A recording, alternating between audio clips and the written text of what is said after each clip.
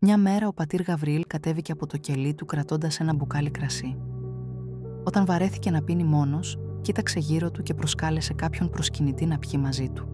Εκείνος μόλις ήπιε ξαφνιάστηκε, γιατί το κρασί που κρατούσε ο Όσιος Γαβριήλ είχε γεύση χυμού. Έτσι, συνέχισε να πίνει μαζί με το γέροντα και γρήγορα άρχισε κι αυτός τα παιδιαρίσματα σαν να ήταν μεθυσμένος. Ο πατήρ Γαβριήλ χάρηκε που ο άλλος μπήκε αμέσως στο νόημα. Ένας άγνωστος που παρακολουθούσε τη σκηνή σάστησε που έβλεπε να μεθούν μέσα στο μοναστήρι. Ο γέροντας τότε τον φώναξε και του πρόσφερε κι αυτού να πιει. Ο άγνωστος πήρε δειλά το ποτήρι και δοκίμασε.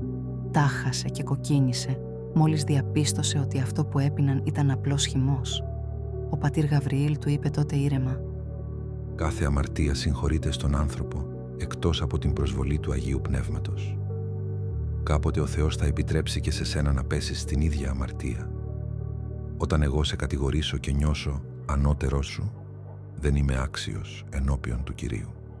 Και όταν εγώ πίνω κρασί μαζί σας, δεν έχει σημασία αυτό το γεγονός, αλλά η αγάπη